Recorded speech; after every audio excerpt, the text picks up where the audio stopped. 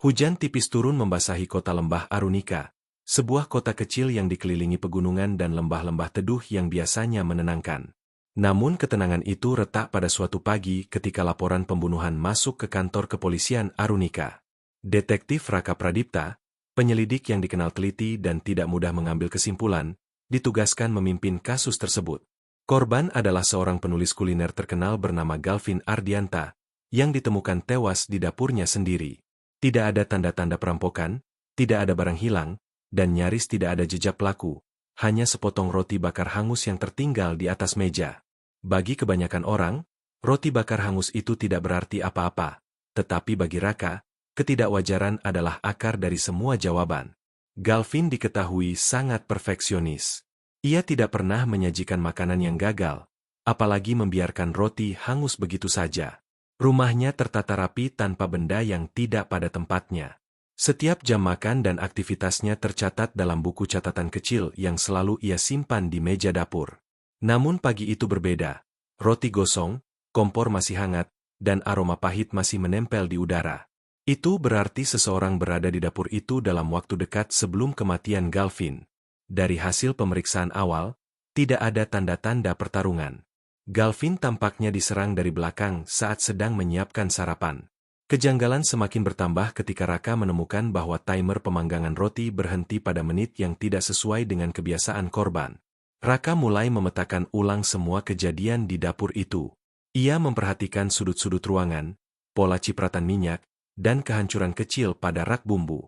Semua itu membuatnya merasakan ada seseorang yang tidak terbiasa berada di sana. Penyelidikan Raka berlanjut ke lingkungan sekitar rumah. Para tetangga mengaku tidak melihat siapapun masuk atau keluar. Namun seorang petugas kebersihan jalan memberikan informasi penting. Ia melihat seorang pria dengan jaket gelap berjalan terburu-buru di dekat rumah Galvin pada pagi hari. Ia tidak memperhatikan wajahnya karena hujan cukup deras. Tetapi ingat bahwa pria itu memegang sesuatu seperti kantong kecil. Petunjuk masih kabur, tetapi Raka menyimpulkan satu hal. Pelaku bukan orang asing sembarangan. Ia tampaknya mengenal dapur korban, mengetahui apa yang disentuh, apa yang diubah, dan bagaimana meninggalkan sedikit jejak. Namun ia melakukan satu kesalahan, meninggalkan roti bakar hangus. Benda sederhana itu bisa mengungkap pola gerak seseorang. Seberapa panik ia, seberapa terburu-buru, dan apakah ia pernah menggunakan pemanggang itu sebelumnya. Raka membawa roti hangus itu ke laboratorium forensik. Para analis menemukan sidik jari samar di sisi pemanggang yang bukan milik Galvin. Jejak itu sangat tipis, seperti seseorang yang memegang alat tersebut tanpa ingin meninggalkan bekas. Sidik jari itu menjadi kunci awal. Meski belum jelas siapa pemiliknya, itu cukup untuk membuka sebuah pintu baru dalam penyelidikan.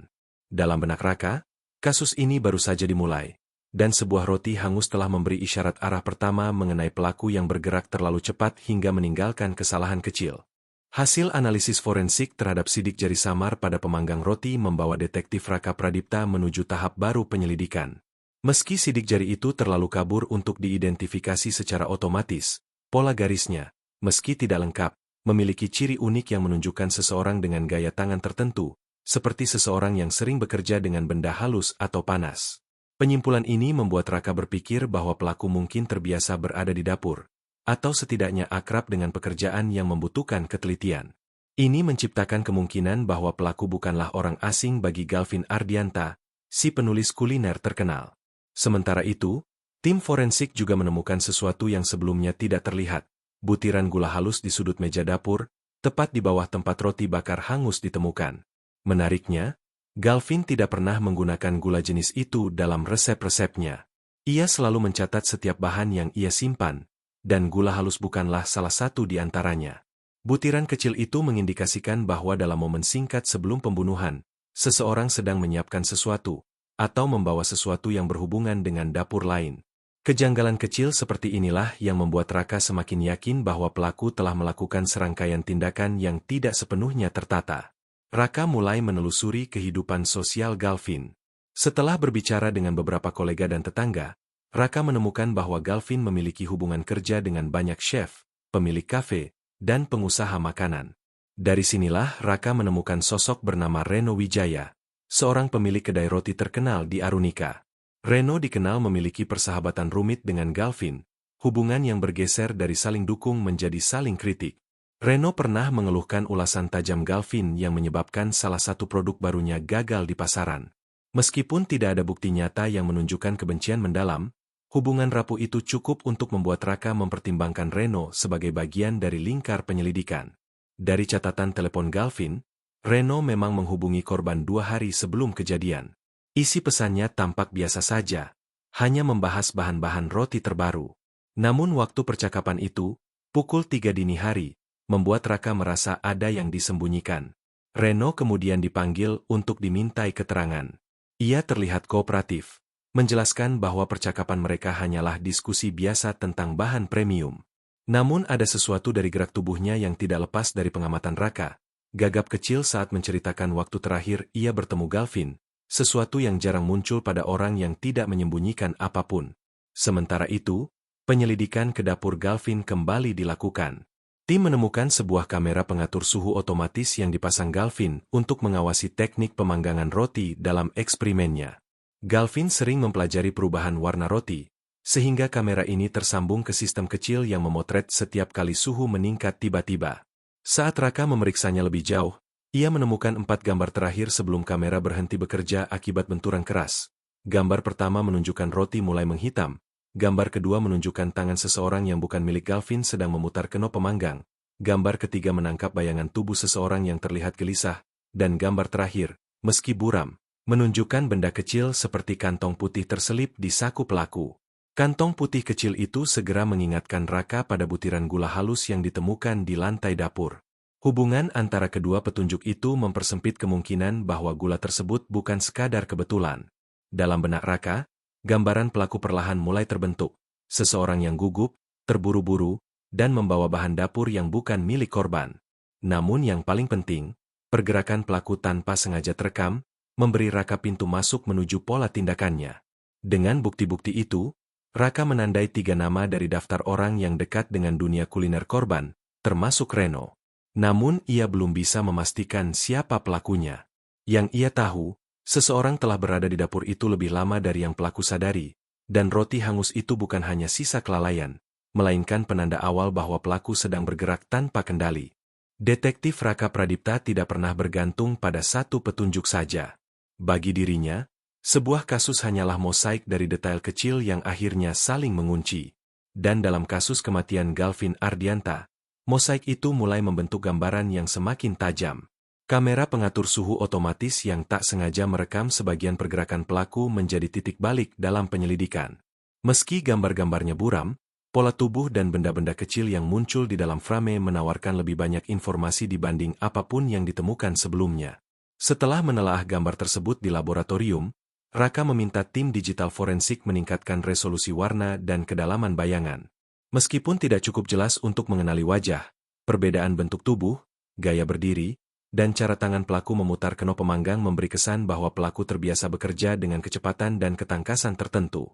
Gerakannya tidak seperti orang awam yang panik. Bahkan ketika tangan terlihat gemetar, ada pola terlatih yang tidak bisa dipalsukan, pola tangan seseorang yang sering bekerja di dapur profesional. Hal itu memperkuat dugaan bahwa pelaku berasal dari dunia kuliner, mempersempit lingkar tersangka, dan membuat Raka kembali meninjau daftar nama yang ia kumpulkan pada narasi sebelumnya. Di antara 3 nama itu, Reno Wijaya, Dava Pratama, dan seorang pastry specialist bernama Kinan Alfiona, Raka tak ingin menuduh terlalu cepat. Setiap dari mereka memiliki hubungan dengan Galvin, namun motif, akses, dan kesempatan harus ditelusuri lebih jauh sebelum satu orang bisa dianggap paling mungkin. Raka lalu mengunjungi kedai milik Reno Wijaya secara diam-diam, tidak untuk menanyai, tapi mengamati. Di sana, ia memperhatikan bahwa Reno memang memiliki kantong gula halus di rak dapurnya, model yang mirip dengan bayangan kantong putih di gambar terakhir kamera Galvin. Namun itu bukan bukti langsung. Banyak chef menggunakan gula halus. Yang membuat Raka tertarik justru pergerakan Reno di dapurnya. Ada kemiripan dengan bayangan pelaku, postur tubuh yang sedikit condong ke kiri saat meraih sesuatu, serta cara memutar kenop oven dengan gerakan 2 jari yang cepat. Namun Raka tahu bahwa kesamaan gerak bukanlah bukti. Itu hanya petunjuk untuk mengarahkan langkah berikutnya. Raka kemudian mendatangi tempat kerja Dava Pratama, seorang chef yang pernah berselisih paham dengan Galvin terkait kritik pedas dalam buku kulinernya. Dava bekerja di restoran fusion dan memiliki reputasi sebagai chef yang perfeksionis, terkadang terlalu sensitif terhadap kritik. Namun setelah mengamati dapurnya, Raka tidak menemukan kemiripan pola gerak yang terlihat pada rekaman kamera. Gerak tangan Dava lebih tegas, stabil, dan tidak menunjukkan gemetar gugup seperti yang terekam. Tokoh ketiga, Keenan Alfiona, seorang pastry spesialis muda, memiliki hubungan profesional yang cukup dekat dengan Galvin. Mereka pernah bekerja sama dalam proyek buku resep, tetapi proyek itu berakhir karena perbedaan pandangan. Keenan cenderung tenang, namun cara kerjanya halus, teliti, dan cepat. Ketika Raka diam-diam memperhatikan gerakannya saat meracik adonan di toko kecilnya, ia menangkap sesuatu yang mengingatkannya pada video rekaman. Cara Keenan meraih kantong gula dengan satu tangan, membiarkannya tergantung di saku apron, mirip seperti bayangan kantong putih dalam gambar. Raka belum dapat menyimpulkan apa-apa. Reno memiliki motif emosional, Dava memiliki riwayat konflik, dan Keenan memiliki pola gerak yang mirip. Ketiganya masih mungkin terlibat. Namun sebelum mengambil langkah berikutnya, sebuah kejadian di lokasi TKP membuat penyelidikan semakin mengerucut. Petugas teknis yang membersihkan ruang dapur melaporkan bahwa kamera pengatur suhu ternyata memiliki fitur cadangan simpan otomatis pada kartu memori mini yang tersembunyi di bagian belakang sensor. Kamera itu disangka hanya menyimpan 4 gambar terakhir sebelum rusak, tetapi cadangan memori tersebut menyimpan gambar tambahan dari beberapa menit sebelumnya. Ketika Raka membuka file-file itu, ia tertegun. Dalam salah satu gambar tambahan, terlihat percikan kecil seperti bubuk putih di udara saat pelaku memindahkan tangannya. Butiran itu jatuh di area yang ditemukan gula halus oleh forensik. Namun yang paling menarik, dalam bayangan pelaku terlihat bekas noda gelap di sisi apron atau baju kerjanya, seperti noda kopi pekat atau saus tertentu yang menempel di kain. Raka kemudian memeriksa kebiasaan ketiga tersangka dalam berpakaian kerja. Dava jarang memakai apron berwarna terang. Keenan selalu menjaga kebersihan apronnya dan mengganti jika ada noda sekecil apapun. Reno, di sisi lain, dikenal sering bekerja sambil membawa cangkir kopi gelap, dan beberapa karyawannya pernah menjelaskan bahwa apron Reno sering ternoda kopi tanpa ia sadari. Pola itu mulai mengarahkan Raka pada satu arah. Tapi ia tahu, bukti visual saja belum cukup untuk mengungkapkan kebenaran. Ia harus menunggu satu kesalahan lagi dari pelaku, kesalahan yang biasanya muncul saat seseorang merasa penyelidikan semakin mendekat. Dan Raka sangat yakin, pelaku sudah mulai merasa terpojok. Ia hanya perlu menunggu momen di mana pergerakan pelaku kembali, tanpa sengaja, terlacak. Kasus pembunuhan Galvin Ardianta memasuki fase di mana ketegangan tidak hanya dirasakan oleh penyidik, tetapi juga oleh mereka yang merasa berada di dalam lingkar kecurigaan. Detektif Raka Pradipta tahu, ketika seseorang mulai merasa diawasi, akan ada perubahan perilaku yang muncul tanpa disadari, dan perubahan itu adalah ruang di mana kebenaran biasanya bersembunyi. Setelah menemukan rekaman tambahan dari kamera pengatur suhu dapur, penyelidikan mengerucut pada perilaku 3 orang, Reno Wijaya, Dava Pratama, dan Keenan Alfiona. Namun hanya satu dari mereka yang memperlihatkan tanda-tanda tekanan emosional serta perubahan kecil dalam rutinitasnya. 2 hari setelah penemuan gambar tambahan, Unit Pengawasan Lingkungan Kota Lembah Arunika menghubungi Raka. Mereka mendeteksi aktivitas pembuangan sampah tidak biasa dari salah satu kedai di distrik tengah, kedai milik Reno Wijaya. Biasanya Reno membuang sampah dapur pada sore hari, tetapi dalam 2 hari terakhir, pembuangan dilakukan menjelang subuh, waktu yang tidak lazim dan cenderung menghindari perhatian. Petugas kebersihan melaporkan bahwa salah satu kantong sampah tampak berat di bagian bawahnya dan berbau hangus seperti roti terlalu gosong. Informasi ini langsung menarik perhatian Raka. Raka menuju lokasi dan meneliti tempat pembuangan sampah tersebut. Di antara kantong-kantong sisa dapur, ia menemukan serpihan kecil kain apron berwarna krem yang tampak sobek, dengan noda hitam pekat yang menyerupai noda kopi kental yang telah mengering. Ini menarik, karena apron dengan warna krem jarang digunakan oleh chef lain di daerah itu kecuali Reno. Meski tidak dapat langsung menghubungkan serpihan kain itu dengan kasus pembunuhan, Raka menyadari bahwa pola perilaku Reno dalam 2 hari terakhir menunjukkan tanda-tanda kegelisahan yang tak wajar. Sementara itu, Raka kembali memeriksa kedai Keenan dan Dava. Keduanya terlihat bekerja seperti biasa. Keenan tetap disiplin pada cara kerjanya, rapi, bersih, dan metodis. Dava, meski temperamen, tidak menunjukkan perubahan drastis dalam perilakunya. Tidak ada yang berubah dari rutinitas mereka. Tidak seperti Reno yang mendadak mengubah cara membuang sampah, menghindari keramaian, dan mengurangi interaksi publik. Namun Raka tidak ingin membuat penangkapan tanpa kepastian. Ia memutuskan untuk melakukan pengamatan jarak jauh terhadap Reno. Ia memanfaatkan kamera CCTV publik yang tersebar di sepanjang jalan menuju kedai. Ketika rekaman itu dipelajari, sebuah pola baru muncul. Reno sering keluar dari kedainya sambil membawa sesuatu dalam kantong kecil putih, masuk ke gang samping, lalu kembali tanpa kantong itu dalam beberapa menit. Pola ini tidak pernah dilakukan Reno sebelum kasus pembunuhan. Ketika Raka menelaah rekaman lebih jauh, ia memperhatikan sesuatu yang membuatnya berhenti sejenak. Gerakan tangan Reno ketika membuka pintu kedainya, yang terlihat pada salah satu kamera, hampir identik dengan gerakan tangan dalam rekaman kamera dapur Galvin. Gerakan memutar kenop dengan 2 jari secara cepat dan condong ke kiri. Detail itu semakin memperkuat kecurigaan. Pada malam ketiga pengawasan, sebuah insiden kecil memperjelas situasi. Raka menerima laporan bahwa seseorang membuka pintu belakang kedai Reno secara terburu-buru hingga memicu alarm sensor lingkungan. Ketika Raka tiba, Reno terlihat berdiri cemas sambil membersihkan sisa-sisa gula halus yang berceceran di lantai belakang kedainya. Reno terkejut melihat kehadiran Raka. Tidak ada dialog panjang yang terjadi, namun ekspresi Reno sudah cukup menggambarkan sesuatu yang tidak beres. Raka mengamati lantai itu dengan seksama. Butiran gula halus yang tercecer terlihat sama persis dengan yang ditemukan di dapur Galvin. Dan ketika Raka mengalihkan pandangan ke meja kecil dekat pintu belakang, ia menemukan pemanggang roti lama yang baru dicuci, padahal kedai Reno selalu menggunakan oven besar untuk memanggang roti. Pemanggang kecil seperti itu tidak pernah menjadi bagian operasional kedai. Benda itu tampak mencurigakan, dan meski tidak ada bukti langsung bahwa itu adalah pemanggang milik Galvin, kemunculannya semakin menebalkan rasa janggal. Raka belum bisa melakukan penangkapan, tetapi ia tahu permainan sudah mendekati akhir. Reno, yang awalnya tampak tenang, kini terlihat seperti seseorang yang tengah berusaha menghapus jejak masa lalu. Terlambat, karena jejak itu sudah direkam oleh kamera, tercium oleh forensik, dan terlihat dari perubahan perilakunya. Dan malam itu, saat Raka meninggalkan kedai Reno, ia menyadari satu hal, pelaku telah melakukan kesalahan kedua. Kali ini bukan jejak, bukan benda, tetapi perubahan perilaku. Dan perubahan perilaku manusia jauh lebih mudah diikuti dibanding jejak fisik manapun. Raka yakin, ia hanya membutuhkan satu langkah lagi untuk menutup seluruh teka-teki ini. Besok pagi, semuanya akan mengarah pada satu nama.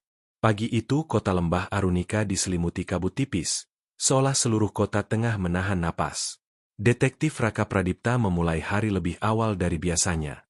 Ia tahu bahwa potongan terakhir dari teka-teki pembunuhan Galvin Ardianta sudah ada di depan mata. Semua petunjuk kecil yang terkumpul, roti bakar hangus, gula halus, rekaman kamera suhu, serpihan apron, perubahan perilaku, semuanya mengarah pada satu sosok, Reno Wijaya. Namun Raka tidak ingin hanya bersandar pada intuisi. Sebuah kasus harus ditutup dengan logika yang tidak terbantahkan. Raka kembali ke rumah korban, memeriksa ulang dapur Galvin dengan lebih teliti. Ada satu hal yang sebelumnya ia lewatkan. Bekas goresan kecil pada permukaan meja kayu di dekat tempat roti hangus ditemukan. Goresan itu ternyata bukan acak. Bentuknya lurus, seperti bekas ditariknya benda keras dengan tergesa-gesa. Raka membandingkannya dengan serpihan kain apron yang ia temukan di tempat pembuangan sampah Reno. Pada salah satu sisi kain itu, terdapat benang kasar yang mirip gesekan. Ketika dipadukan, kedua temuan tersebut memiliki pola yang sama. Seseorang menarik tubuhnya menjauh dari meja, dengan apron yang tersangkut ujung meja, sebuah gerakan panik yang hampir pasti berkaitan dengan detik-detik sebelum pembunuhan. Setelah mengumpulkan bukti tambahan itu, Raka memanggil tim laboratorium untuk pemeriksaan lanjutan pada pemanggang roti kecil yang ditemukan di kedai Reno. Hasilnya mengejutkan, tetapi sekaligus mengonfirmasi dugaan terbesar Raka. Pemanggang itu memiliki sisa residu roti yang identik dengan roti buatan Galvin, serta butiran gula halus yang sama persis dengan yang ditemukan di lantai dapur korban. Dengan bukti tersebut, hubungan antara Reno dan TKP bukan lagi sekadar dugaan, melainkan kenyataan. Pada sore harinya, Raka memutuskan untuk memanggil Reno ke kantor kepolisian untuk memberikan keterangan lanjutan. Reno datang dengan wajah yang tidak setenang biasanya. Ada garis lelah di matanya, dan ia tampak menghindari kontak pandang.